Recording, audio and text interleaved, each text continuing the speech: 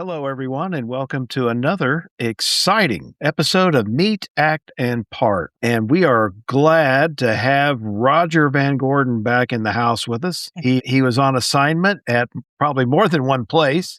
And so, Roger, glad to have you back. And of course, you are here along with our executive producer and intern extraordinaire, Darin Lanners. So there he is. Never gonna escape that intern label. Well, no, probably not. But anyway, well, and we're of course glad all of our listeners are here with us tonight. We're going to kind of continue a conversation we had in the last episode, which was talking about the lodge experience and things like that. But so why don't we set the stage, because Roger's going to challenge us, I think, here tonight. I'm going to challenge you guys. Now, in the last episode, I learned that your two lodges are merging, and I understood why, especially since both lodges are in the same school district. I completely understand that. Now you got to help me. I'm going to try not to take too long because I've got a sheet of the concept to throw to you to think about, and then I've got a sheet here of everything you guys talked about. Okay, and when I wrote it originally, it was nice and neat, and then I started running out of room, so then I had to make little arrows and things like that to go off to what you were talking about. Now, you talked about, is it Worshipful Brother Gary that we talked about? Is he a past master that's... Not a past master, but he's been a longtime member of St. Joseph Lodge. Okay, so I'm hoping that Gary is listening to this too, because Gary is part of this challenge. And that you were hoping that when the lodges merge, that they were open to ideas, and that they were interested in making the lodge interesting. And I would throw in not only interesting, but make it unique. The thing I would say is that the one thing is, don't be something you're not. Okay, look at the culture of your lodges. Look at the brothers. They're there. And if they're not, tuxedo guys, don't even talk about it. Don't talk about tuxedos. Don't make them something they're not. But that doesn't mean that they still can't be outstanding Freemasons. Can be outstanding Freemasons. Now, what I want to talk to you about to start with I want to talk about the thing every lodge must do to be successful. Now, you may say, well, Roger, so-and-so lodge over here, they're very successful. They win Grand Masters Award every year. My Grand Lodge has a similar award that your Grand Lodge does, and we also call it the Grand Masters Award. And you say, well, this lodge wins the Grand Masters Award every year. Why, they even get a decent number of petitions. But if they don't have this, they're not really successful. They're able to churn out some stuff that makes them look successful, but they're not long-term successful by any means. We're going to talk about that. And then we're going to talk about the Masonic experience, and that you guys thought that the Masonic experience should be introduced to the lodge, and the lodge should do some stuff with that. And that's not true. No, it must be the Masonic experience. Your lodge must be 100% about the Masonic experience, not partially in. They have to be the Masonic experience. Because once you take that attitude, you'll find some amazing things that brothers will say that they want to do and want to become. If they are the Masonic experience, you don't have to worry about your Grand Master's Award. They'll tell you they want to earn it. And they don't want to earn it one year. They want to earn it every year. Because it's about the Masonic experience. Now, what is it that every lodge must have? And you know what? I've been a Mason 45 years, and this didn't dawn on me until about 5 years ago. And I thought, Roger, you idiot. The ritual is this thing covers, I don't care what degree you take. I don't care if you entered apprentice, fellow craft master Mason. I don't think if you started in Mark Master and ended up as a Templar in New York, right? I don't care if you started out in the 4th degree of the Scottish Rite and ended up as a blind prince of the Royal Secret. It's throughout all the degrees. The brother's name is Reese Harrison. Now, Reese recently died, I think, last October. He was a past grandmaster of Texas, but Reese was everywhere. His resume is a book. He was a presiding officer, a grand presiding officer in about every national Masonic organization. Excuse me. He was very influential in the Shrine and Scottish Rite. And I heard him talk about 5 years ago. He was given that talk at one of the groups he was leading. And he said something that absolutely floored me like a bolt out of the blue. And then afterwards, I started looking into it. He said, brothers, do you know what Freemasonry is all about? And of course, everybody, no, you don't. Freemasonry is about being happy. It's about being happy. It's all it is. It's all it's about. It's all it's about. He goes, take a look at your installation ceremonies. We all copied one another's installation ceremonies. And he goes, I'll bet most, if not all, of your installation ceremonies has a sentence telling the members they're supposed to be happy because Freemasonry is about communicating happiness. And I started looking into things. I said, wow, that's interesting. He goes, yeah. So he said, the secret of Freemasonry is happiness. And we tell each other that. We even in our public ceremonies talk about it. And then I started thinking about it. And I started thinking about the talk that the master gives. Now, our jurisdictions, we use the Preston Webb ritual like most Grand Lodges in the United States. I think the exceptions Pennsylvania, but most of us, our rituals are based on the Preston Webb work. Webb's illustration of Masonry that he published, first published, I think, 1797. And there's a speech that the master gives to the candidate. Now, for those listening thinking I'm letting secrets out, in Indiana, we have our monitor, and we say if it's in the monitor, your wife can read it. Matter of fact, you might want to give your wife and let her read some of it so she knows what you're learning and what Freemasonry is about. It may be a good thing. And everything I'm going to talk about is in the Indiana Monitor. So under the rules of my jurisdiction, I'm not giving any secrets away. And he's talking to him, and he's telling him that one of the purposes of Freemasonry is to conciliate true friendship among those who may have otherwise remained at a perpetual distance.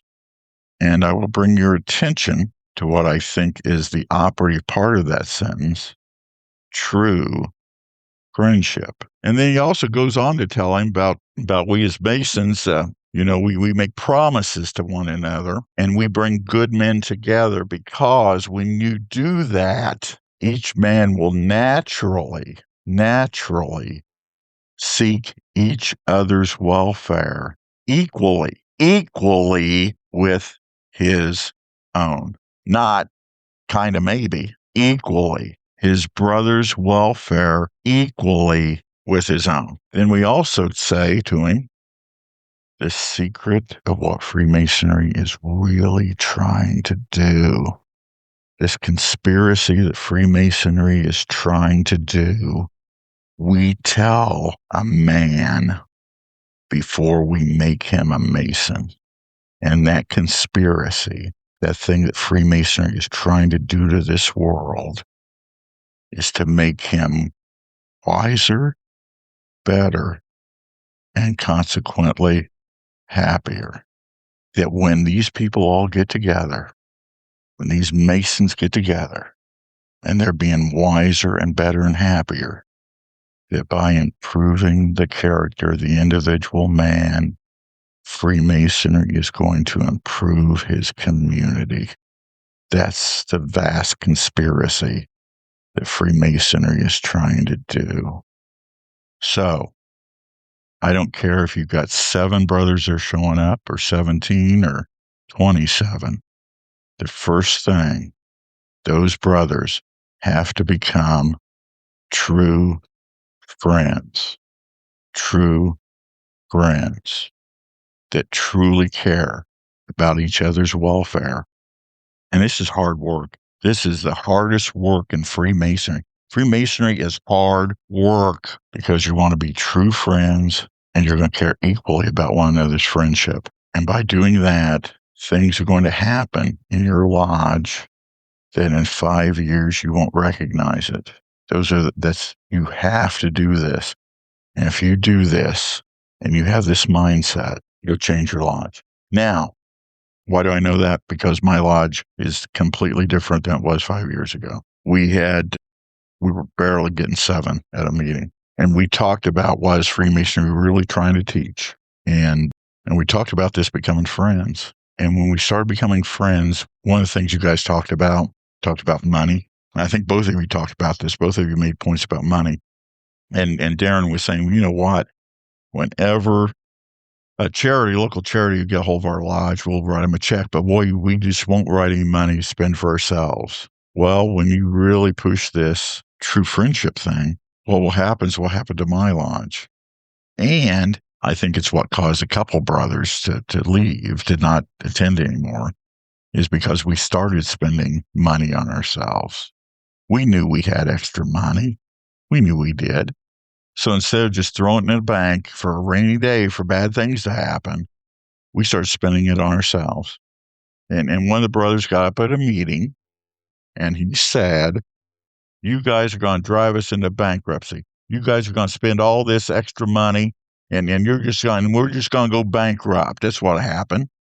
And I stood up and I said, well, brother, I called him by name. I said, I understand your point, but you know what? I would rather we spend every dime we've got building this lodge than for us to do nothing and in 5 years have to merge with somebody and hand that lodge tens of thousands of dollars when they didn't do a thing to earn it. They earned it by us failing. So I would rather us blow every dime and enjoy this fraternity and just have a ball with this thing and build this than I would keep the money in the bank. So, and I named the lodge, so they can get their hands on tens of thousands of dollars in a few years. Well, unfortunately, the brother never came back to lodge. And that's unfortunate because we've invited him back. We've invited him back several times. And it wasn't my tone. It was something in his life, something in his experience. And another brother, too, agreed with him. And neither one came back. And that was unfortunate. But something in their lives just couldn't fathom what we were trying to do. And you know what was, let me tell you something really bad about that. Both of them were in their 40s. We're not talking two grumpy old men. Both of them were in their 40s. And the two guys who have since passed away, who wore the old man of the lodge. I mean, right now I'm the oldest guy that attends lodge, and I'm 66. And these brothers were in their 80s, right? You want to know something? They were the ones that were jumping all over while we were doing. And you know what that told me?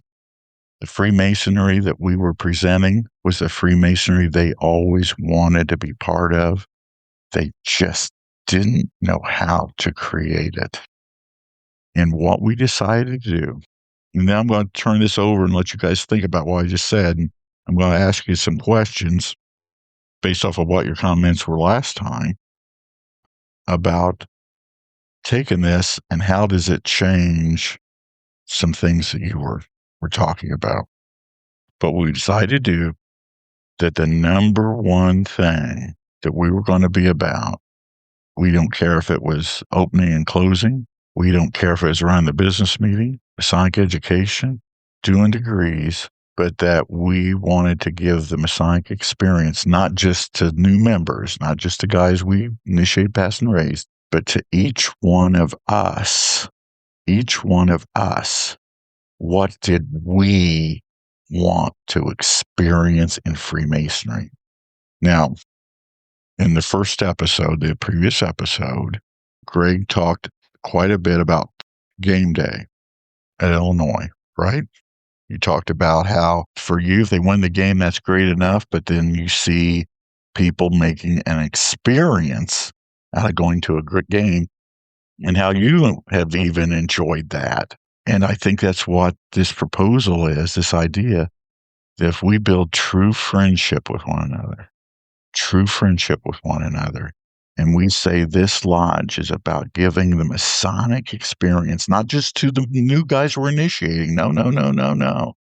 From the oldest past master to a brother recently raised, every single man here has input on the Masonic experience, especially the Masonic experience he wants.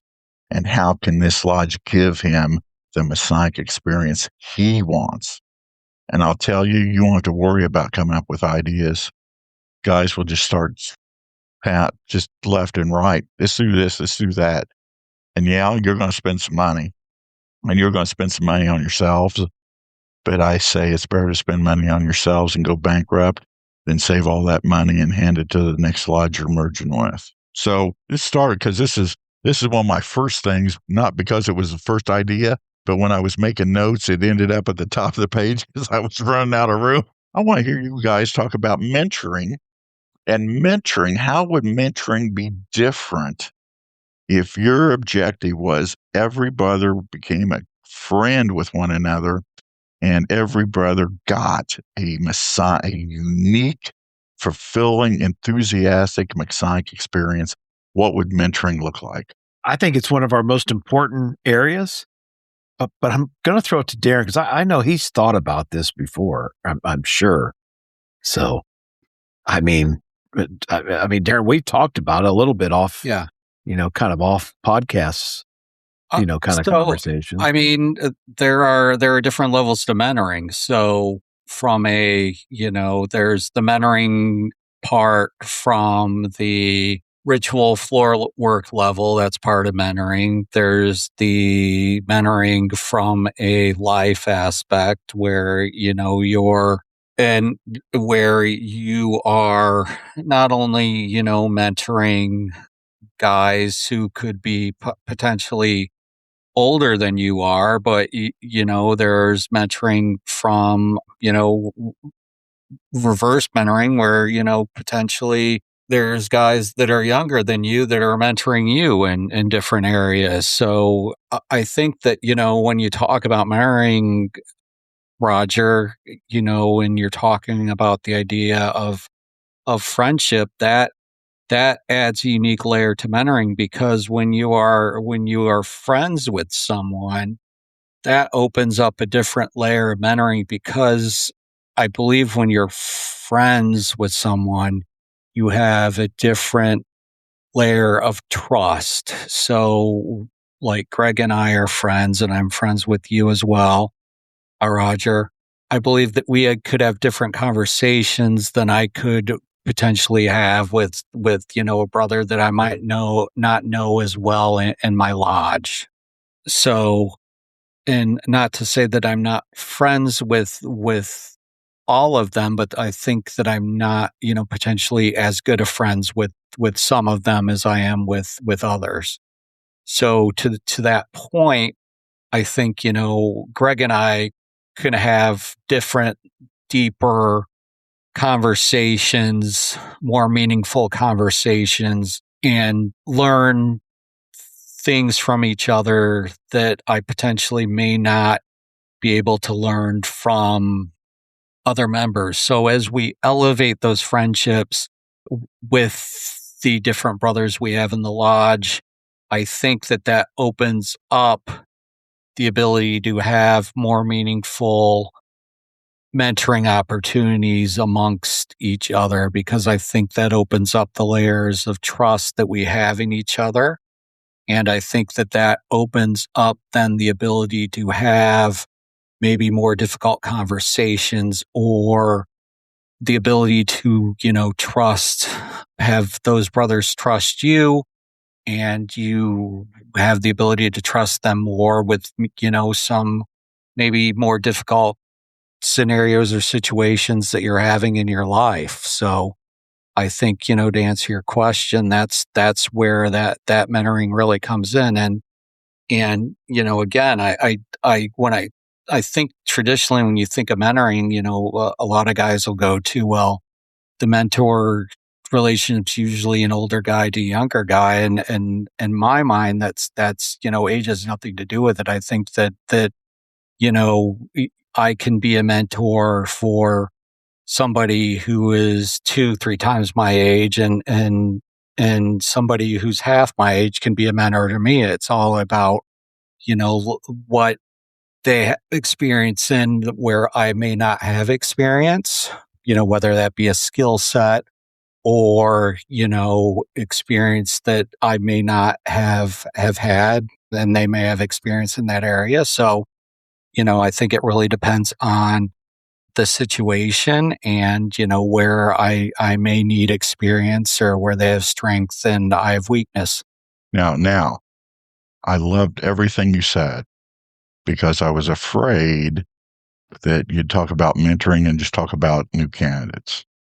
So you hit on something extremely critical about mentoring and true friendship, that we mentor each other, right? I mean, we mentor each other. Mentoring doesn't stop after the guy's given his proficiency in his master mason degree after he's raised. That's Absolutely the start right. of his. That's the start of his mentoring, right? You're He's going to absolutely mentor right, the yeah. rest of his life. And just as you said, no, what you said was absolutely perfect. Just I don't want to add to it. I just want to reiterate: we're mentors throughout our lives. We're mentors to brothers older than us, to brothers younger than us, and we are mentored by brothers older than us, younger than us, things like this, right? Perfect, because mentoring, and you said this, mentoring builds the friendship because mentoring builds the trust. Maybe you don't know a brother that well that's mentoring you or you're mentoring him, but your trust increases with each mentoring.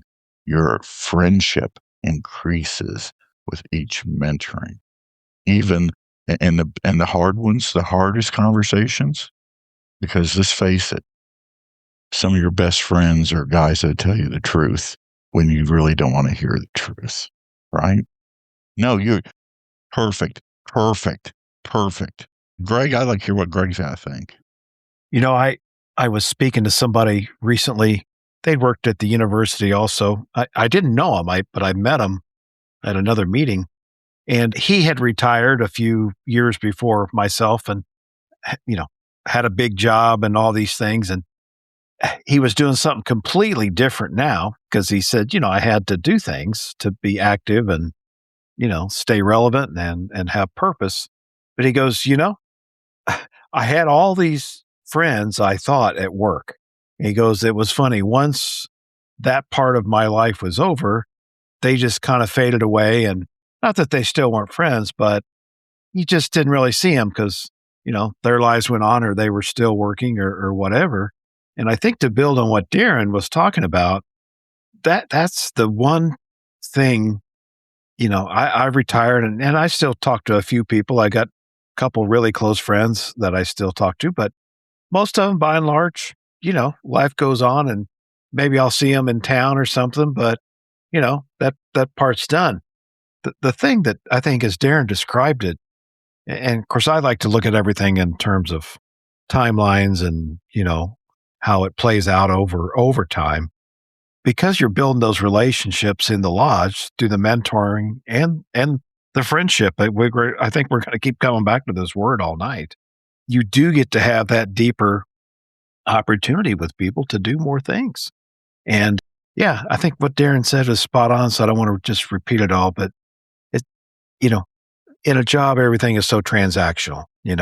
I needed to do certain things and like, you had a lot of good friends. You spend a lot of time with them, but it's funny. Once that part is over, they went their way and I went mine.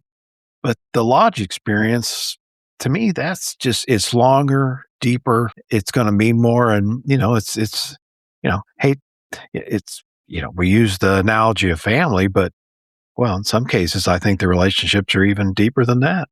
Yeah, no, I'll tell you, I'm closer to several of my quote unquote lodge brothers I've known for 30, 40 years than I am family members. Some family members I have. It's interesting that Freemasonry is the third place. I wrote a couple articles for the Northern Light that was in the last few issues where I talked about Freemasonry as a third place. There was a time that there was, and I used Cheers as the analogy that sometimes you want to go where everybody knows your name. And Freemasonry is a true third place. It's not work. It's not home. It's someplace you can go where you share an experience with others of like mind, and you build friendships outside of home and outside of work, because work friendships are temporary. Okay. I was in my 20s and I worked at a company, and there was a gang of us that hung around and we were buddies, and you would have thought we would have been friends the rest of my life. And I haven't talked to any of those folks for 30 years. Right. But Freemasonry is a third place, and it gives us this opportunity. So I think that you hit on a valid point. So when you get your lodge, because you're gone, even though it's two old lodges, when you get them together, mentoring is part of our friendship building. It has to be part of our friendship building. And why is that? Because the purpose of Freemasonry, we say, is to take a good man and make him better. And one of the best ways to be better are to have mentors, people you mentor and people that mentor you. And just like Darin said, Darin's talk was great. Doesn't matter the age, doesn't matter the occupation background. It's just a brother that cares about you and wants you to be a better man, and a brother you care about, and you want that brother to be a better man. Maybe he's going through a problem and you can help him. Maybe you're going through a problem and he can help you. And that's part of the true friendship stuff. And I'm telling you, it changes your lodge. Next thing I wanted to ask about was standards of excellence and building these standards of excellence over time. And if your lodge is all about friendship building and all about the Masonic experience, what does that mean when it comes to standards of excellence? Of course, I'll let you think about that for about 5 minutes. Yeah. When you first say those words, of course, then you're thinking about, it's got to be something on a checklist, and we should be able to, mark them off as we go through. But really, that's just the veneer level. To me, the standards of excellence fit right into what we were just talking about. It's the depth with how you do things. And I think part of maybe one example, one of our goals in our new combined lodge will be to work closer with our schools. Well, I think that just fits right in with mentoring. We build on friendships of ourselves or as the ones that may go participate in whatever particular program. But we want to do it, to me, with excellence. And that means not halfway or not half-assed, something well thought out, reasonably well executed. And, again, it makes you want to come back, because it's like, well, boy, that event went off great. Or that experience, as we keep coming back to, was something I want to repeat and do again. So when I first think of it like that, that's kind of my reaction. Darin? I think the importance is building the relationship first and then worrying about the minutia second. So ultimately, I think you build the relationships first. You start with the strong foundation, and then once you have that strong foundational friendship amongst the brethren, then you work on the standards. So, whether that be to your point, Greg, we've really kind of focused our mission on partnerships with, the schools, whether it be, our relationship with the Scholastic Bowl team or the scholarships that we give or the Teacher of the Year, all of those things, how we can partner potentially with, some of our Grand Lodge charities and how they give training for the teacher institutes, etc., those things, but from maybe a ritual point of view or floor work point of view, once I think you have the strong friendship relationship built amongst the brethren, then you look at the goal of, okay, we would like us to have a high standard as a lodge. And part of that high standard is us improving our ritual and our floor work and setting it as a goal for ourselves. And I think that as friends, we can have that goal and we can support each other, and we look at it as we are not only friends, but we're a team, and that we support each other as such, and that we lift each other up and we elevate each other, and we also hold each other accountable. And I think that part of what has caused us to have issues in the past is that we've not held each other accountable, and that we have shied away from having those difficult conversations. And I think part of that is because we've not had that foundational background of having those, having the friendship at the universal level. We've not had that foundation. So ultimately, I think, do we run out of the gates and do we say, all right, everybody needs to, have a proficiency of ritual and floor work that matches a certified lecturer, this, that, or the other? No, but I think that it's a goal that can be achievable over an amount of time, but, only after the foundational pieces are laid. No, and I'll give you an example of what you just said. Like I said, this is the 5th year that my lodge has been on this journey. And so our Grand Indiana has what is called the 357 program for lodge development. And it starts off with the ground floor. And the ground floor has 3 things that every lodge must be. And then it goes to the middle chamber, and it's got 5 more things that a lodge should do to improve on the 3. And then it goes to the sanctum sanctorum, and that has 7 things. And so by the time you get to the top level, you're just rolling. Your lodge is great, just hitting the marks. Ritual, I mean, yes, it covers that. Finances, the appearance of your building, all kinds of this stuff. And so we had a brother, Grand Lodge officer, our current junior Grand Deacon, Dave Hostler, come and visit our lodge and do a presentation on the Grand Lodge's 3, 5, and 7 program. This was last fall. And so at the end of the meeting, we decided we're going to work on this, and we're going to start January, the first day of the meeting in January. We're going to go down through this and see what we already do good and what we can work on in 2026. And the brothers did it with joy. Every brother, and we get about a dozen guys now. Like I said, a few years ago, we couldn't even get 7. We're getting 12 guys now to come to a meeting. We had some brothers dual member or transfer in because they weren't getting this kind of Freemasonry in their home lodge. Okay. And so we're getting 12 guys at a meeting.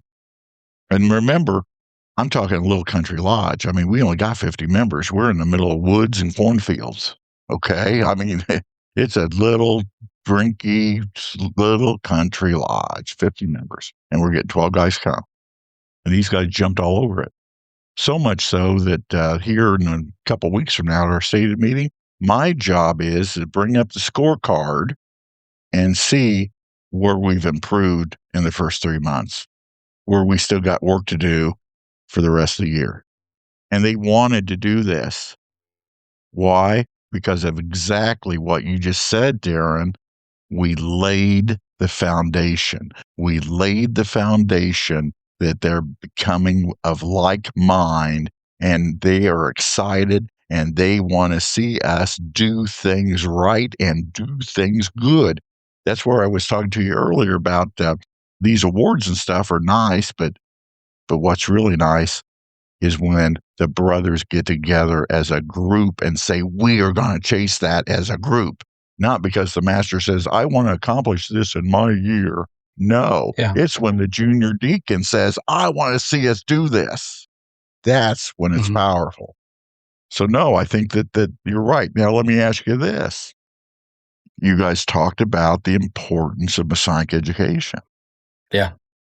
When you change your attitude about true friendship and the Masonic experience, how does that affect Masonic education in your lodge? Well, I would hope, and I have to try to remove my bias as a Masonic educator, so it's difficult for me because I'm always gung ho about Masonic education. But I would hope that part of the foundation and part of conciliating true friendship is also imparting or inculcating, as we like to say, a desire for knowledge and a desire for enlightenment. And that desire is fulfilled by Masonic education.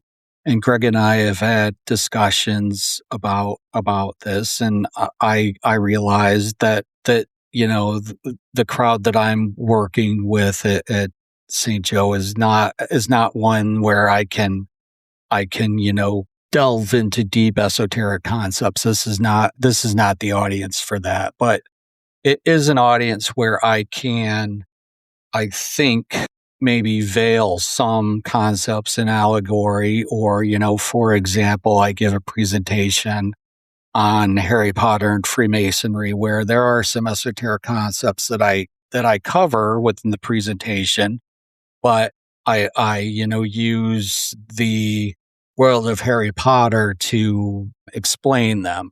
So I basically, break down something that a lot of brothers have seen or have some knowledge of, the Harry Potter world of wizardry, and use those concepts to, tie back to different concepts within Freemasonry.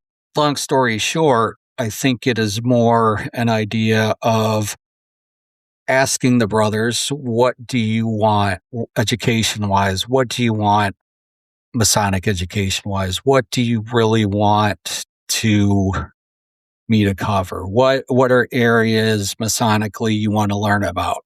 Do you want to learn about history?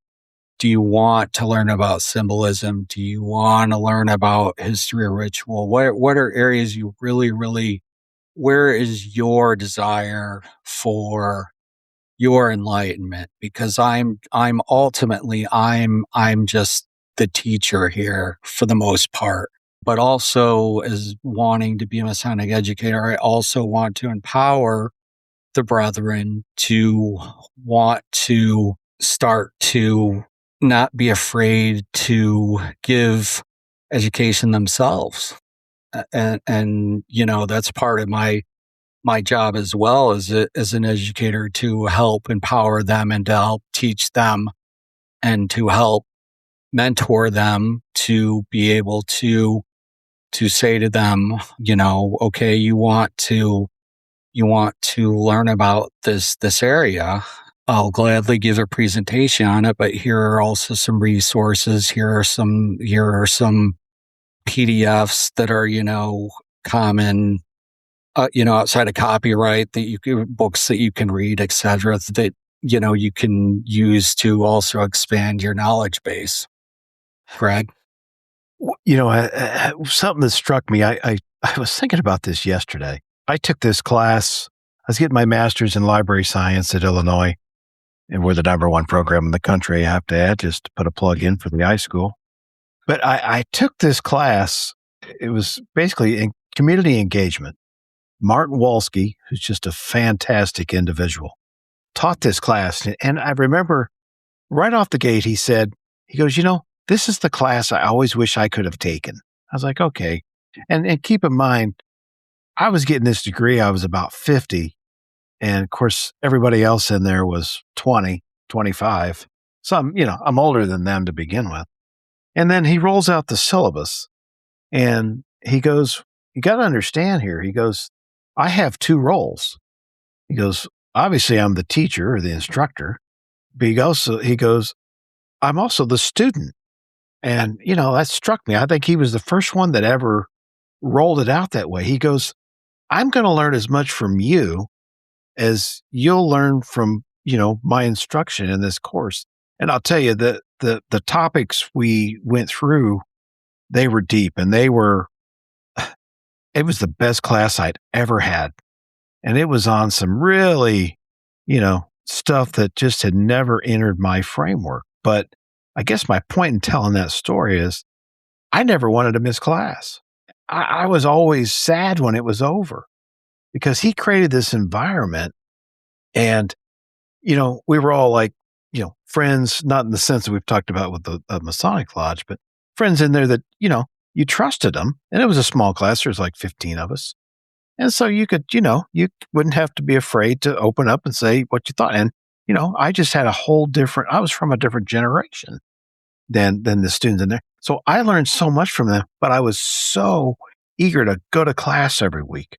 And I think if we could approach education like that in the lodge where regardless of the topic, and as Darin, outlined, there's so many different ways you could go with it, but it's part of that engagement where it's like, oh yeah, we want to get to that education piece because it's, not only will that person that's given the education transfer information, to the others, but there's this exchange of dialogue around the room that says, oh, I picked up something from Todd or Gary or whoever the other folks in that room might be.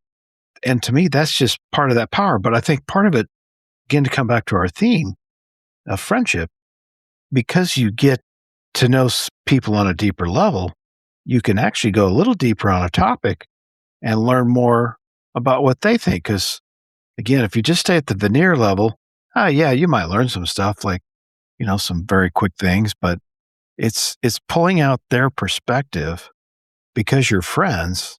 That's what I'd love to see us get to. And I think in, some cases, in other places, Darin and I, we've got to that point with a couple of our groups. I think it'll be newer here. We do it. Yeah. I think we do it at Homer very well. Yeah. And it's just translating what we already do to yeah. But I think education, there's the formal kind of aspect that we're kind of alluding to here. But I learned, man, I would stay after class. I would go to Martin's office and we would have these, 2-hour conversations sometimes just on what all of that meant. And I was so intrigued by it. And keep in mind, it was topics so different from my background that I would not have experienced it otherwise. And I think that's, we want to create that learning excitement. And I think we'll have a real opportunity to do that. Now, again, because Darin, you're going to not believe what I'm telling you, but as the Lord made the little green apples, I'm telling you the truth. So like I said, this is the 5th year that my lodge has been on this journey. And we didn't really have a lot of Masonic education until about 2.5 years ago. When in the middle of the year, we said, this start incorporating Masonic education of some sort into each stated meeting. So we've gone through, about 1.5 years or so of this friendship building Masonic experience stuff. And it was slow. Okay. You're not going to do this in a year. I'm serious. This is a behavioral modification. Okay. So this is going to take you a little time. There's going to be times you may be a little frustrated with it, but you have to keep pushing. You have to keep pushing. You have to keep pushing. So we decided we were going to have Masonic education. And they said, well, Roger, you know a bunch of guys. Why don't you get some guys to come in here and give us some talks? And I started doing that. And then within about 6 months, some guys started saying, instead of hearing a lecture, instead of hearing a brother come in and talk, is it possible that he can talk but lead a discussion, that we could ask questions and maybe give our opinions or ideas? I said, sure, why not? So then me and another brother were scheduling brothers, and we would tell them up front, make sure you know what you're talking about. because we have open discussion. So while you're talking about something, a brother may raise his hand and want to talk about that. And you may not, it's possible you won't end your presentation because the brothers may be asking you questions and having discussions about whatever it is you're talking about. And they may take you in a direction that you might not have been prepared to go to. And so we did that, and they ate it up. And you know what was interesting, Darin? When we would have topics where there was maybe some considered esoteric or obscure, the guys that I never would have believed would be interested wanted to hear more of that. They wanted to hear more of esoteric or deeper understanding of symbolism.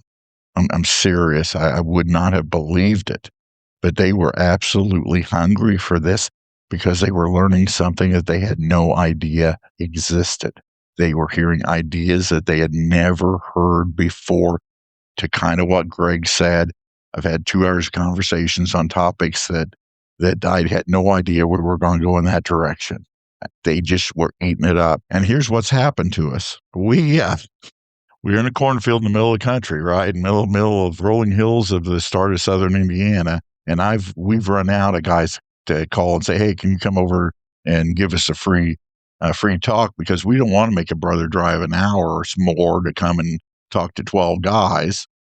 So we're shy about asking that. So what we did is that the Philalethes Society has an incredible opportunity for lodges that for $5 a year per member, and they'll trust you. They won't look up your lodge and try to find out how many members you got. But if you'll tell them how many members you got for $5 a member, they will send the secretary a PDF of their recent magazine for him to send out via email. And I realize, some of our brothers don't have emails, but maybe you can print it off and hand it to them or something.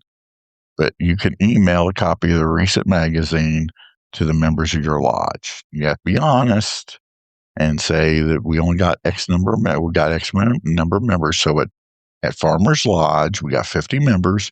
And so we wrote them a check for $250, and they're going to start sending us a copy of the Philalethes magazine. Now, why is that a big deal? Because I've run out of people to call. So what we're going to take, there's enough material on each issue of the Philalethes. It comes out quarterly. There's enough material in there that we can take an article and dissect it and talk about it at every stated meeting. And that can be our Masonic education, is the Philalethes Society is going to provide Farmers Lodge 147 their Masonic education for the year. And I presented it. I said, how many of you brothers be interested in doing it? And to a man, every single one of them wanted that. As a matter of fact, I had 3 of them come up to me later and said, can you send me the website? I think I want to join that organization. Now, to join it, $60 a year, $60 a year to be a member. You get a hard copy of the magazine, other opportunities for education. And I said, well, it's $60 a year. And the guy says, that's fine. I'll pay that. I wouldn't have believed, and it was guys I wouldn't have believed would have asked me something like that. It's amazing. It's just absolutely amazing. When you turn this spigot on, it's amazing what happens when you say we're going to build true friendship and we're going to have a Masonic experience. Something else that happened this year, January, new worshipful master. He said, I love Masonic education we're doing, but there's something else I'd like to do. And I hope you brothers don't mind because our meeting may run a little longer. And so we're sitting back and going, whoa, what's he going to ask? And he goes, I don't know you guys as well as I'd like to. And so every month I'm going to write down a brother, and I'll give you a calendar here when your month is, but you're going to give us your life story. Now, the problem with that is that the October stated meeting probably will run to midnight because that's the month I'm supposed to give my life story. And so, but I'm telling you, I learned stuff about some brothers that I had absolutely no idea. I had one brother, he was in DMLA. And he came to us from another lodge, and I knew him in DMLA. I knew him, and I swore that just like me, when he turned 21, he became a Mason. No, he didn't join the fraternity till he was 40. I never knew that. I just assumed, like me, since he turned 21, he joined Lodge. I never, ever knew that. And just different things that I've learned about brothers that I had absolutely no idea was in their life at some point in time. It's been amazing. It's been amazing. And I don't care if a brother's my age or he's one of the younger brothers and he's 38. Hearing about each other's lives has just absolutely been incredible. And we had one brother that got up, and I'm telling you, it was almost a tearjerker because he did not have an easy life growing up. And he told us the reason he wanted to become a Mason was that his grandfather was a Mason, and his grandfather was one of the best men he's ever known.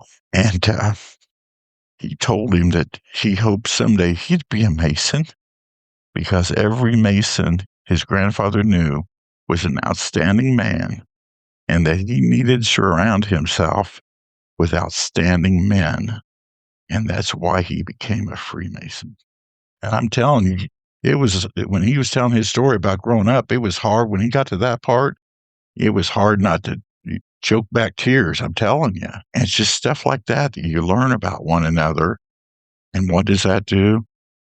Create true friendship among those who otherwise might have remained at a perpetual distance. Let's see, what was another topic? You had threw out a bunch of ideas. I mean, this is something that I know was just an idea to do, but let's say that you build true friendships and you push the Masonic experience.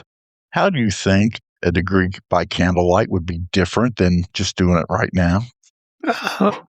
I think you build some excitement around it. I think the fact that it's just, it's not a major change, but it certainly would change the atmosphere, the mood of the room. I know in our area, the Valley of Danville does that from time to time. I think if we did it as a lodge and could do many of the parts, not all of them, but I think it would create some excitement because we'd be doing something different. Darin, was kind of like we did those degrees at Camp Drake. They were outside, and I guess they were by candlelight, essentially, a little bit different, but yeah, it was just. And remember the brother we raised? He'd been a scouter, and it just created this different atmosphere and just mixed it up. But I don't know. I thought it was a good thing. I think, yeah. So I think, Roger, your point is like, can you mix it up some and, do the work, as you need to, but yet differently? I don't know, Darin, what do you think? I think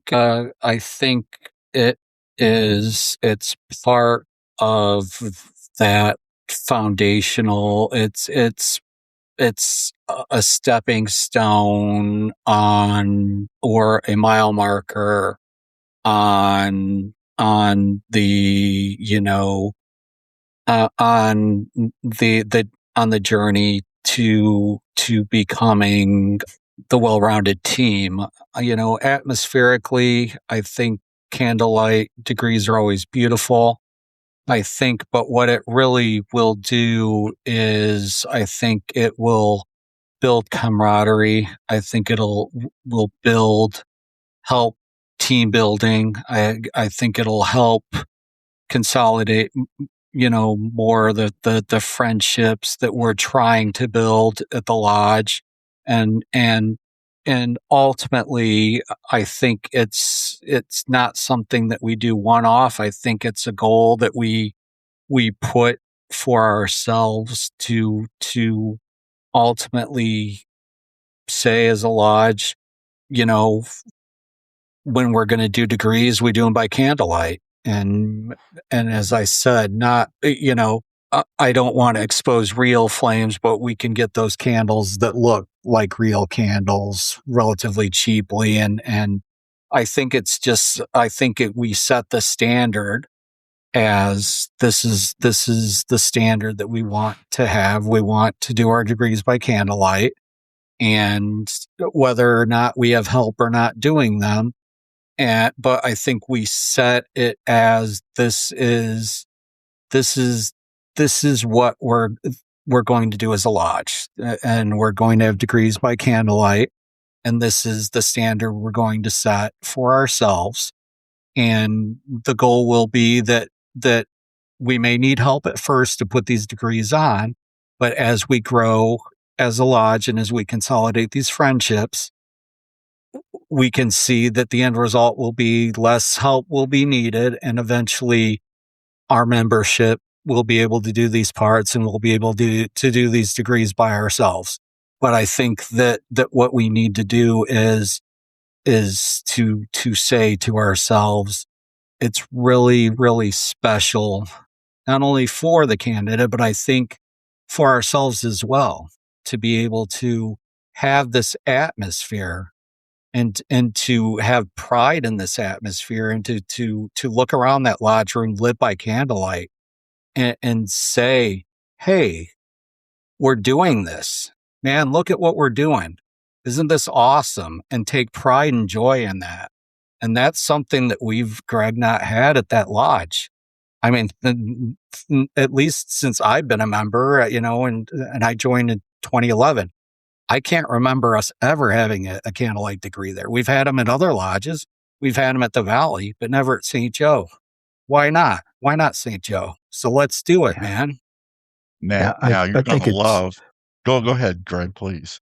No, I think it's something, another one of those low-hanging pieces of fruit. Yeah. And as we worked our way through there and get there, we would ask ourselves what Darin just asked. Why weren't we doing those all along before? Now listen to what I'm going to tell you. Men have difficulty emoting, right? Men have difficulty with emotions. I absolutely adore my wife. I'm absolutely crazy about that girl. But we decided that we need to sit down every now and then and just shut off the world and talk about emotions. And I'm a guy, right? And that is so hard for me to do. But I'm telling you, it's taken our relationship to another level. Now, what's my point? Darin said it. You've got this true friendship building. You've got this Masonic experience thing, and it is a world of difference. There's something emotional that's going to happen to you and the other brothers that is different if you just had a candlelight degree. Oh, we had a candlelight degree. It was cool. You build this true friendship. You all want the Masonic experience. Doing a candlelight degree is a different universe. I'm telling you, it's emotional. And when you get to man's emotions, you've got him, right? I mean, you guys are guys, right? Right?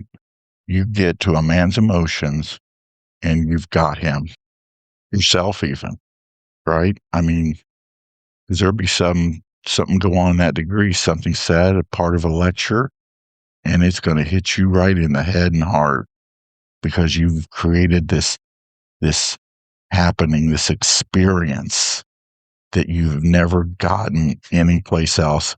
As a matter of fact, you may never have had it in Freemasonry, but it's going to be powerful. You guys gave me an idea, chain of union at the end of the degree. And I'm sure our rituals are similar enough that at the end of the degree, or at the end of the stated meeting, there is a part where some of the officers leave their stations and they kind of gather closer around, and then the master proceeds to close. And there is nothing in the Indiana ritual that would prohibit during that time for the brothers to get a little closer to one another, okay, around the altar and form a chain of union and join in closing the lodge. And so I'm going to present that when I do my scorecard next month, that why don't we start doing that? And I'm telling you, because of the friendships that we've been building and stuff, it's going to be emotional. It's going to be emotional. And when you have a man's emotions, you have him. And I think I'm looking forward to it now. The more I think about it, that I'm telling you, when those brothers hold hands and form that chain of union, and that master closes the lodge and blesses us, and until we meet again, when it gets to until we meet again, you're going to have guys have chills. It's going to hit them. It's going to hit them.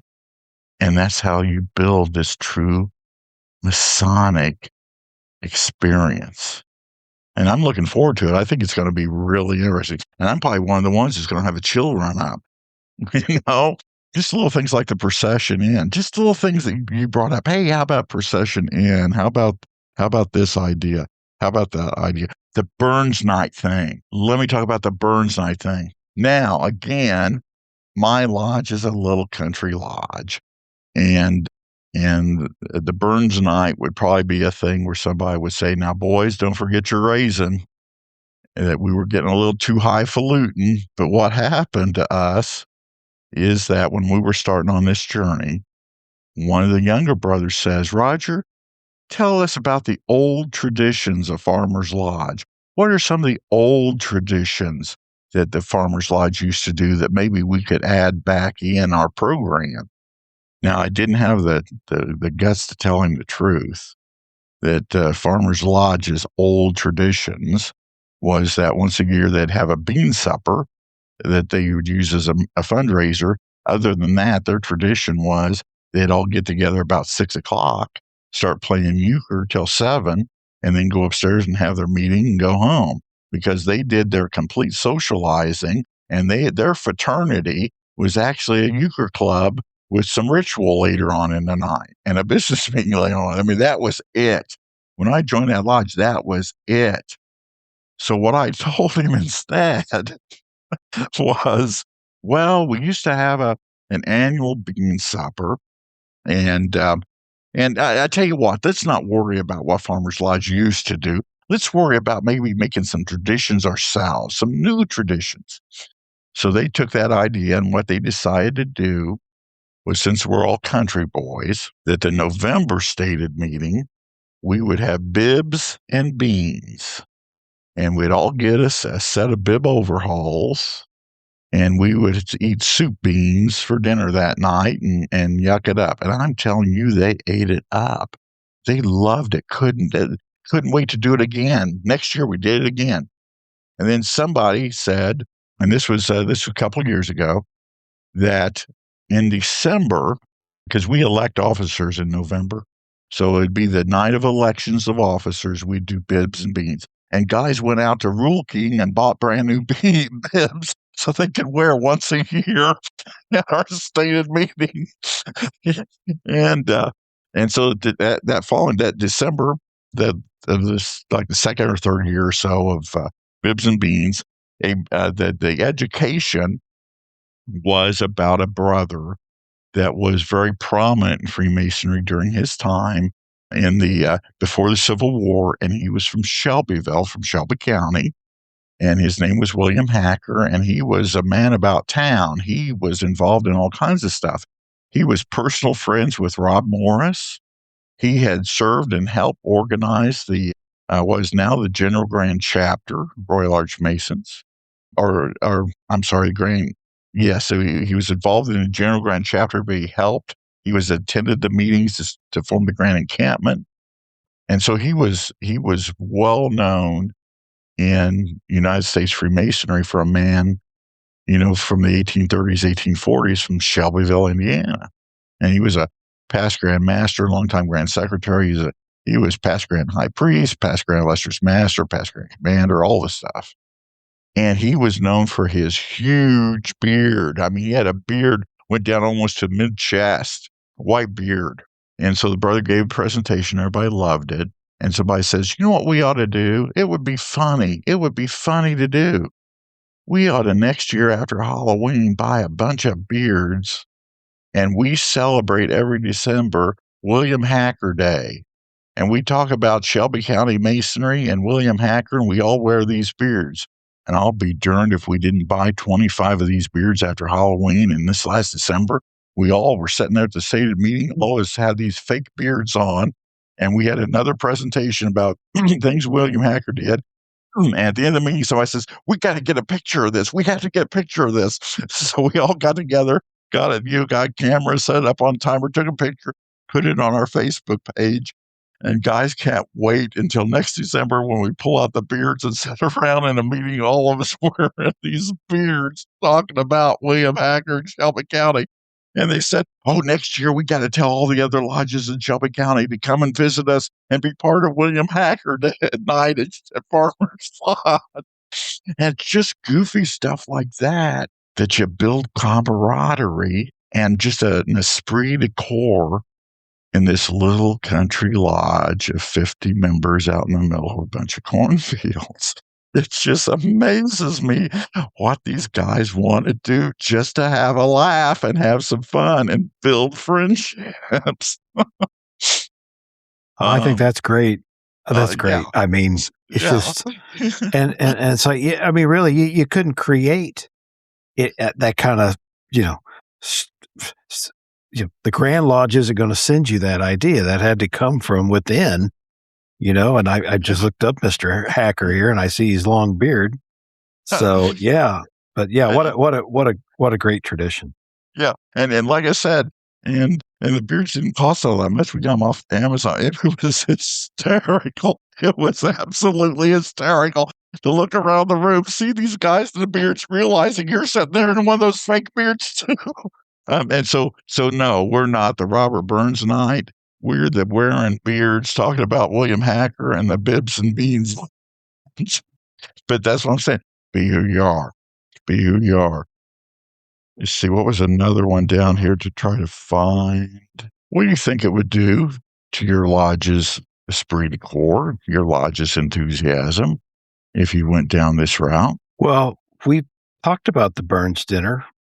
Darin he put one together that I unfortunately couldn't make because of other reasons, but was kind of sparsely attended. And I think we got distracted with worried about administrative things and other, non-brotherhood kind of things that kind of fell off the rack. So I think it'll be matter of fact, when he's brought it up, people are like, wow, that sounds kind of interesting. I think it'll just play into the totality of what we're talking about here, of being friends, and part of, one of our goals is lodge visibility in the community. And this would be a dinner we'd probably go have at a restaurant, dress up, and everybody would be like, well, what are you guys doing? Well, we kind of give them the elevator pitch, and I think it would get some attention.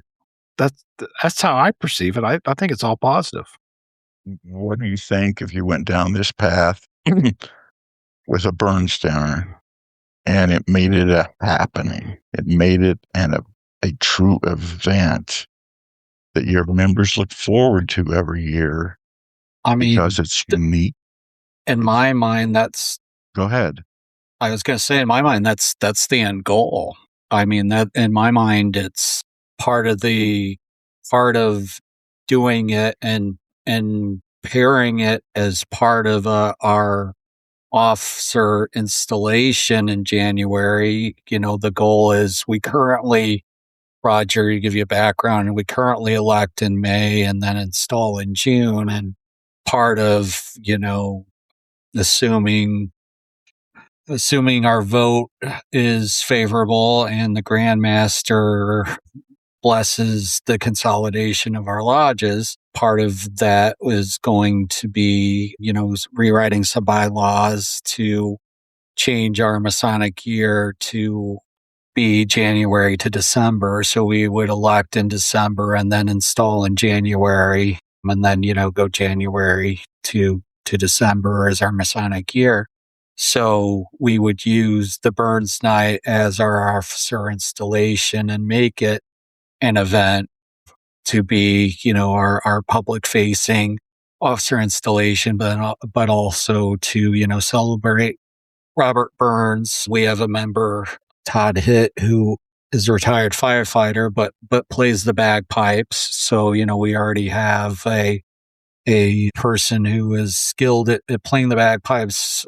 So it just made sense to me to, utilize one of our members' skill set and to celebrate our Masonic Poet Laureate and to do something that's not being done in our area here in Champaign County in Illinois, and to do something that's very unique, and to have a festive board tied around our officer installation, and to make it, to your point, to make it an event, to make it something that we are, again, to raise our standards, to raise our, and to, set our standards, and to set our expectations, and to set our level of joy, and celebrate each other. And that's something that we do not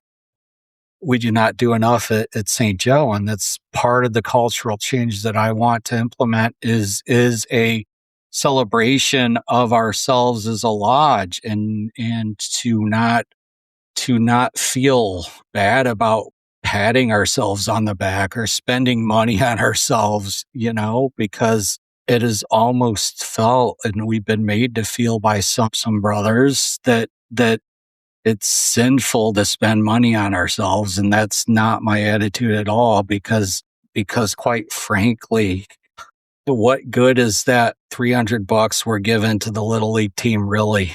I mean, it's not getting us new members. It's not getting us, oh boy, our lodge logos on the back of a t-shirt. Man, I would rather take that $300 and buy t-shirts or polos for the lodge that we can all wear, and have camaraderie that way, and be proud of us, or put it towards polos that we could all wear, and have that for our membership. I mean, I just think that we just spend money on the dumbest damn things when it comes to every Tom, Dick, and Harry coming and knocking on our door. And so part of us having this mission statement is us being able to look at that mission statement and say, okay, is this particular organization that we're looking at, does it fit our mission statement? In this case, the answer would be no. Okay. Now, let me ask you this, because you see it. You're seeing this. Okay, you're seeing this. Mm-hmm. You're playing the long game here. We're playing the long game here. I'm not talking about the first year. Yeah. Do you do this, Burns, there? I'm talking about the 5th year, 6th year. You built true friendships. Yeah. You built the MASONIC experience. Mm-hmm. Tell me, your members, your brother that actively attends lodge, tell me what you think of his anticipation before the Burns dinner. In which year, the 1st or the 5th? 5th. Well, my hope is in the 5th dinner, man, he's super jazzed up, and that, he can't wait to attend, and he's probably bugging whoever's organizing it, because the hope is by that 5th year, I'm out of the mix and somebody else is taking it over. If everything goes to plan, that it's such a successful event that I've already got the blueprint, and I can just, hand it to XYZ, whoever's next in line, or maybe I'm still doing it, who knows. But ultimately, not only is he excited, Roger, but ultimately the goal is that he's been so jazzed up about it. By year 3, he's got his best friend and maybe some other friends that he's brought into the lodge, and they're jazzed up about it too. And by making it a public facing event, and by hopefully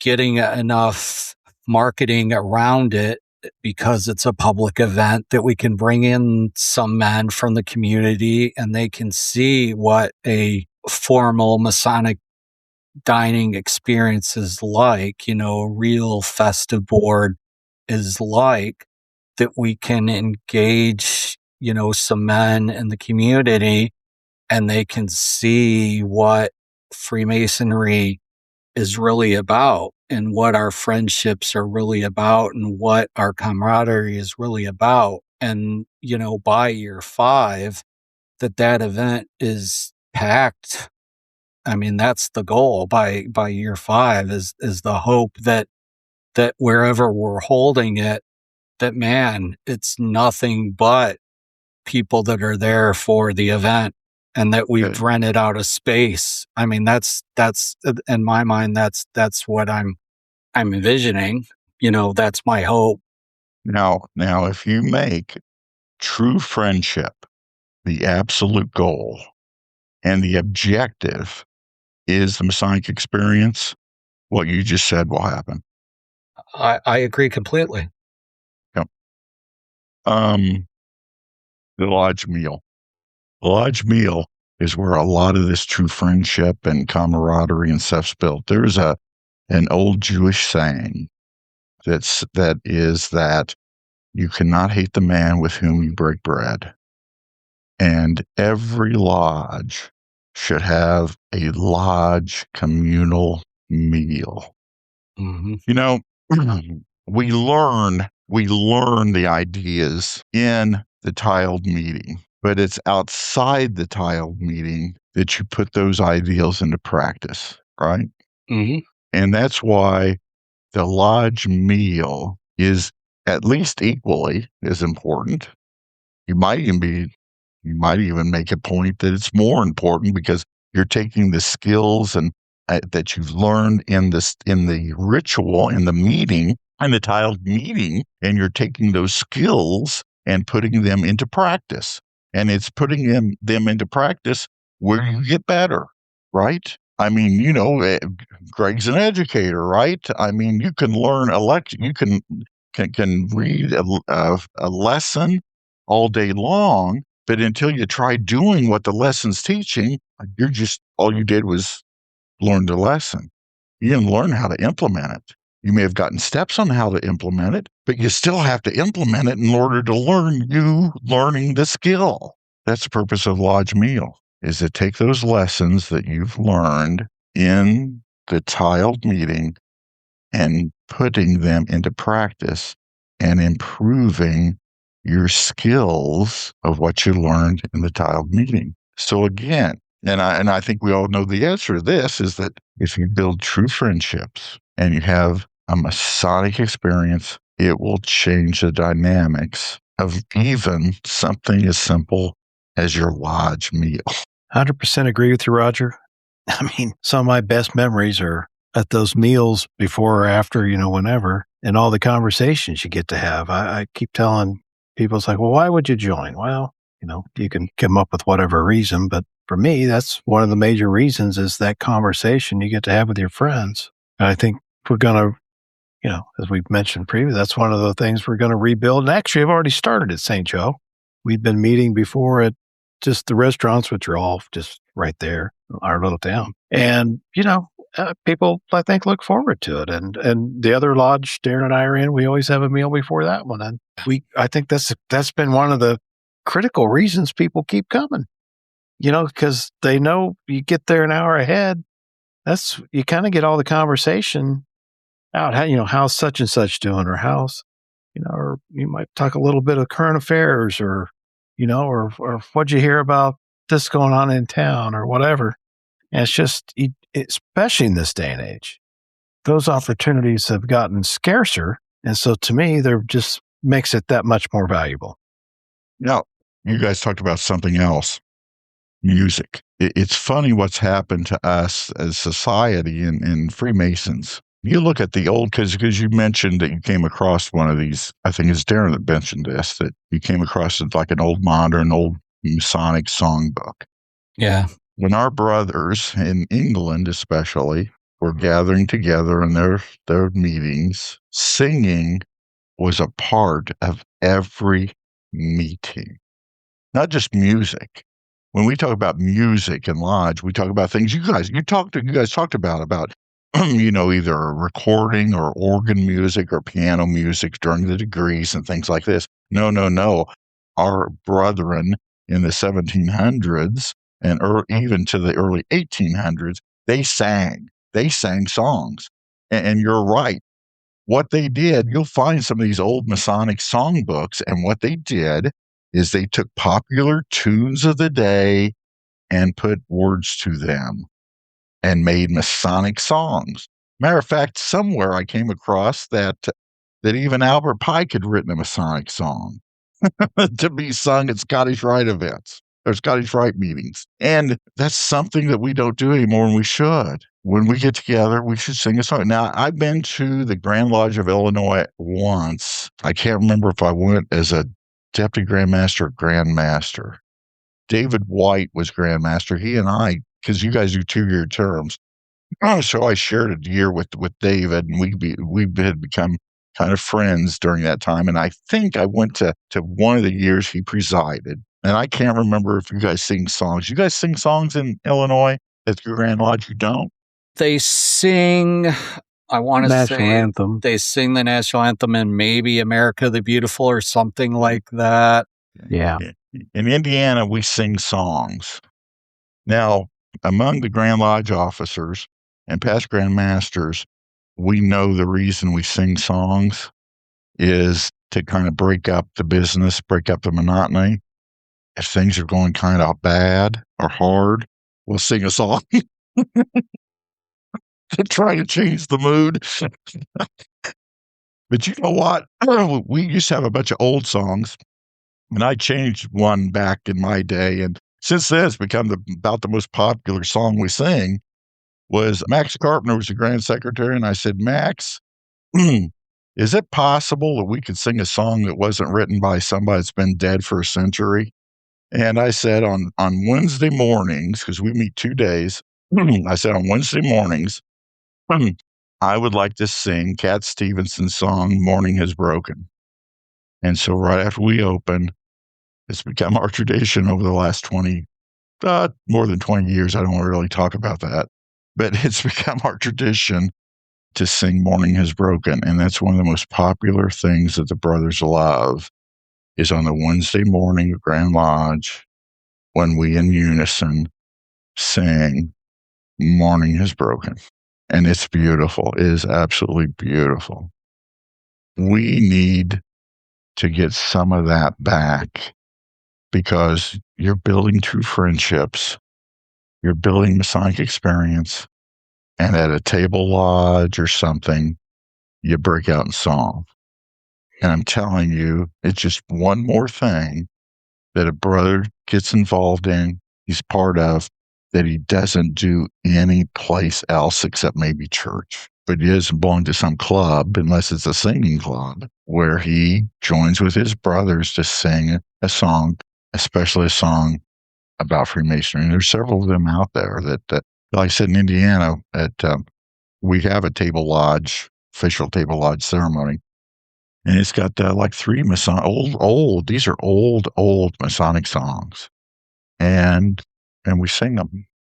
And it does something. It really does. It does something to your mind to do that with a group of your friends and brothers. And I agree with you completely. I think that we should incorporate more music into our ceremonies and things that we do, because there's just something human. I can't pin it down, but there's something human about music. How many movies do you go to? And you may not even notice it, but how many movies do you attend that has music in them? And how many movies have you gone to? Dramatic movies where the music gives you the feel of the scene, right? There's just something human about this. Absolutely, Roger. First of all, you're pulling at my heartstrings. Cat Stevens is very personal for me. That particular album, Teaser in the Fire Cat, my mom and I have special memories of it. My mom and I used to dance to Moon Shadow off that album back when I was a little boy. Oh, that's great. So yeah, that album holds very special meaning for me. And I actually believe I wrote an article called Morning Has Broken as kind of an ode to her for the Midnight Freemasons. At some point, I'll have to dig it out and I'll send it to you. But to your other point regarding music, I'm Premier League soccer or football fan, I should say, to not offend the the football fans that are out there, I follow Everton, which is the other Liverpool football team. They're called the People's Club. But, singing is very much a part of being a football fan there, and they have songs for everything, and they'll come up with songs off the cuff. They often like to sing that the other team's manager is being sacked in the morning, especially when that team's doing really, really poorly. But, it's very much a unifying force for, every fandom, and each fandom has their different songs that they sing and that they rally around. So, to your point, I think Freemasonry also had, that camaraderie built around those songs and that singing, and especially, from the English standpoint, singing is always, I think, in various parts of their culture, has been a big, big part of, their different social activities. And so I think that translated, into Freemasonry and later into, soccer, rugby, what have you. And in America, I want to say that often also probably, you had it in various sporting elements as well. I mean, you think about even in baseball, what happens during the seventh inning stretch? You sing a song, right? People just don't think about it, but you sing a song. So it's very much unifying force for people to rally around. And I think, to your point, I think you're absolutely right. I think it's something that we, to your point, what would Chariots of Fire be without that Vangelis theme song that he wrote? What would Raiders of the Lost Ark be without the Indiana Jones, or Star Wars be without the soundtrack? All these movies that have these iconic soundtracks, what would they be without them? What would Ghostbusters be without the Ghostbusters theme? All these, you could name any movie that's an iconic movie, and what really pops to mind when you think of it, it usually is the soundtrack first, right? I mean, ultimately, for the most part, you think about, even, if I to reference Harry Potter, I think about the Harry Potter music, that soundtrack. So really, music helps, we're talking about setting Masonic experience, setting an atmosphere. Music does that. And it is a unifying force in doing so. Yeah, it's I remember going to a couple Chicago Blackhawk games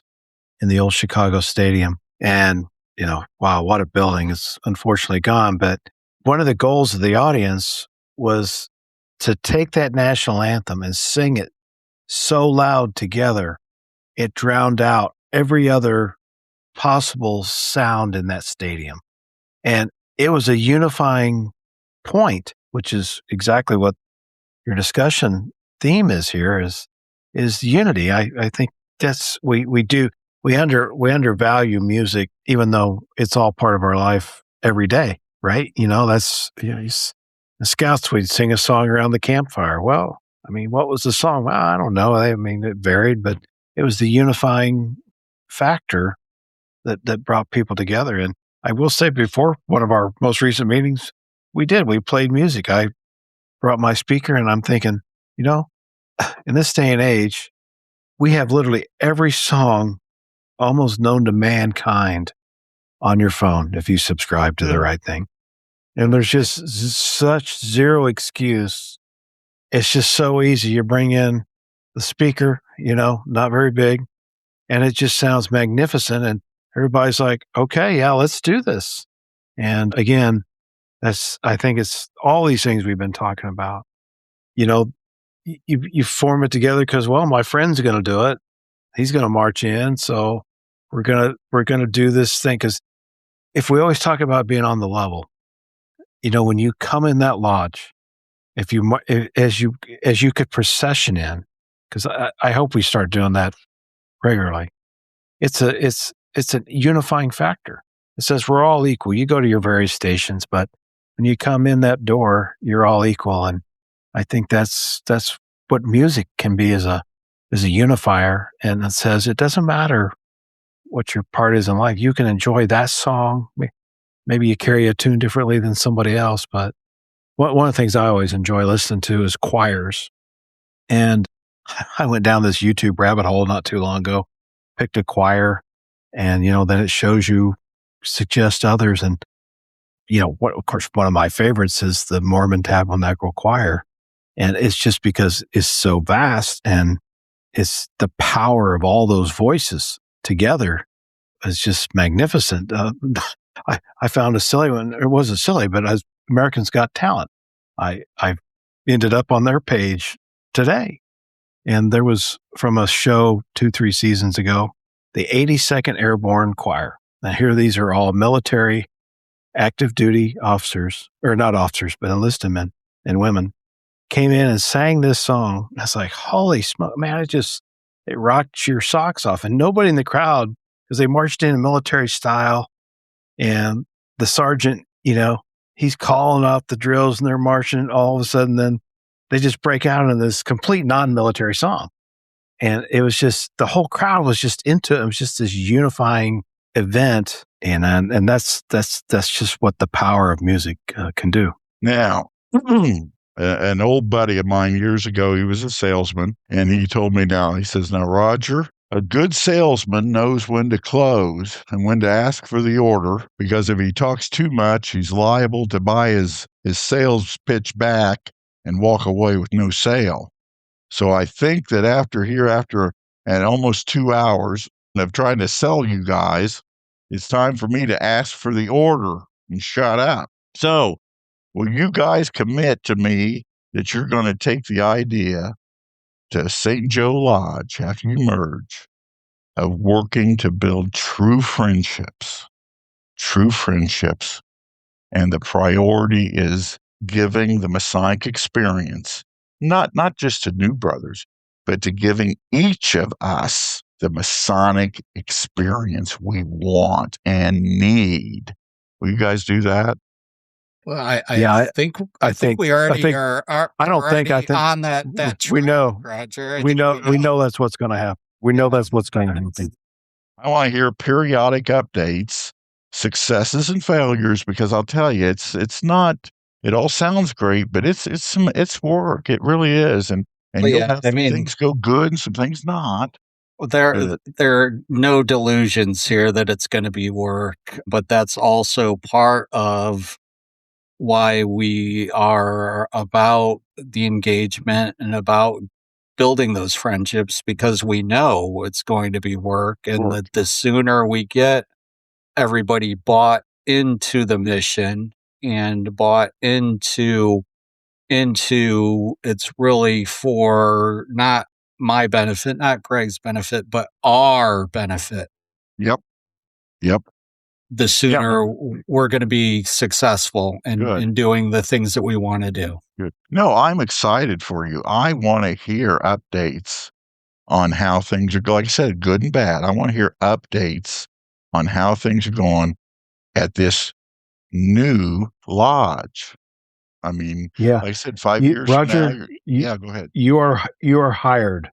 So you well, sometimes how I think, we kind of laugh here a little bit, but in a way, honestly, you can kind of play a vital role in this and helping keeping us accountable. And I say us, Darin and I just happen to be the ones on the podcast, but it won't be us doing all the work, stuff because, but I think you just asking us the question was like, oh man, Roger's going to ask us how we're doing.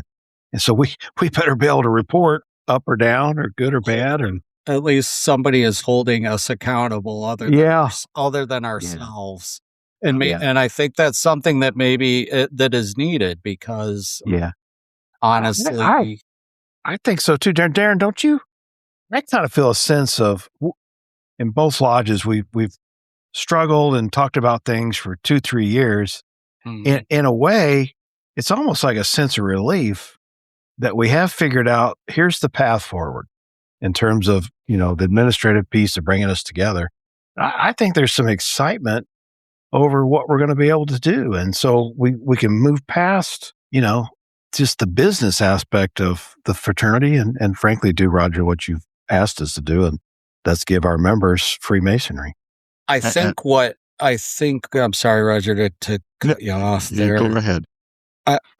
What I think, to your point, Greg, I think what this is allowing us to do is it's allowing us to do something we should have done earlier, and that's basically take institutional control of this situation and to say to the membership, look, what we've been doing isn't working, hasn't been working.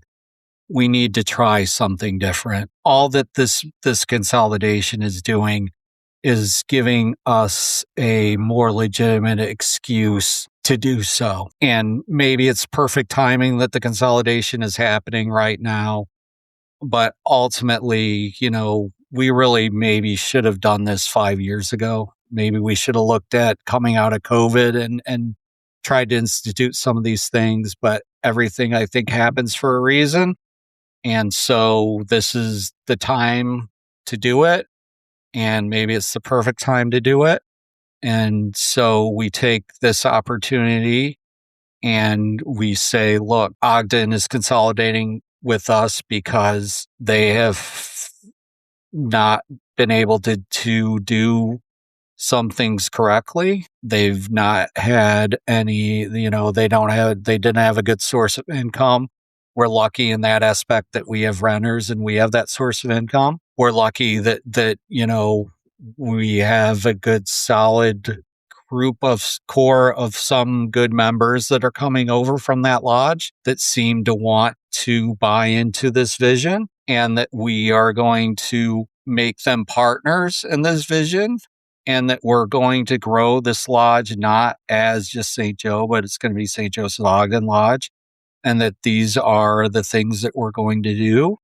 And we're going to conciliate friendship amongst ourselves. We're going to grow our friendships because ultimately a lot of these guys, to many of our members, are initially strangers. I know them because I was a member of Ogden for some time, but a lot of our guys are not. And so one of our main focuses beginning is, I think, not only setting a standard. So, to your point, you said, I hope that we're going to start doing the procession. There's no hope. We just start doing it. That's the standard we set. Like I said earlier, if we're going to we've got a petition that we're going to be voting on a new member. So when he does his degrees, they're going to be candlelight degrees. That's the standard we're setting. Ultimately, these are things that we start setting these standards. While we're doing that, we're building friendships. We try to expand social opportunities, whether those be the dinners before the lodges or practices, just getting to know each other, these things, so that we can grow these opportunities to grow our friendships, to form those foundations, to get to know these brothers better, so that we can build our foundations, so that we can do these other things, so that we can get to a point where our lodge is not only stronger, but where we have this standard where not only do we want, not just you and I want to be excellent, but every member wants to be excellent. And, that's the vision that we, you and I want, but that's the vision we need to try to grow and instill in everybody else. Now, I'm going to tell you a quick story and then I'll shut up. I promise I'll shut up after that. There are little things I watch for among the members of our lodge, little things I watch for that I use. I call them tattletales. And they're little things that tell me that what we're doing is working. And it happened after I got home tonight. we have I call him a boy. I shouldn't call him a boy. The reason I call him a boy is that he's 38 and I've got kids older than that. Okay. So to me, I don't care how old he is. If I got I still call them my girls, right? I mean, they're grown women and they're, to me, they're still 7 years old. And that's part of fatherhood, I think. But he's been a member, not quite a year. I don't think he's been a member a year yet. But his father passed away. I think he had cancer. His father passed away about like 5 or 6 years ago, something like that. And we have a little group text for the guys that are active in Lodge. The 12 of us are active. Yeah. And he got on there tonight when I got home. I phoned him off, and there was a text from him. He said, "Do any of you brothers know where I can find a cheap pickup truck? I'm just driving it back and forth to work. I just need a cheap pickup truck to drive back and forth to work." And I immediately text 3 of the past masters personally, and I said, "Guys, we got to find this boy a truck." And the reason I did that is because he didn't have a dad. Yeah. And he's 38 years old. And this is probably the first time something like this may have happened to him. Mm-hmm. And he didn't have a dad to turn to help him find a piece of transportation, get him back and forth to work. Yeah. But he turned to the 11, since he's one of the 12, he turned to the 11 brothers at his lodge because he didn't have a dad and needed somebody to help him. And Matt told me, Farmers Lodge, by golly, you're doing the thing you're supposed to be doing. Yeah, that's a powerful story, and I think a great way to end our discussion. And Roger, I just want to say I appreciate you taking the time to listen to our previous episode because you were on assignment. And actually, twice. And then bringing that back to make notes. Yeah, bringing that back to pose a series of needed questions to Darin and I, because that's just is invaluable. And when we put these out there, I'll probably listen to them more than once as well, just to again dissect out of that all the little tidbits that we heard. So. Greatly appreciate what you're doing, what's happening over at Farmers Lodge and the great state of Indiana. And you'll have to, we'll have to make a trip at some point, Greg, to go visit Roger. Yeah, somewhere. I've got bib overalls. Yeah. I had to mute when you were talking about Illinois because I didn't want people hearing me hurl in the background. Yeah. Well, everybody. And then again, maybe we won't go visit Roger then after all. I know. Or if we do, we'll be sure to wear our Illini gear that evening.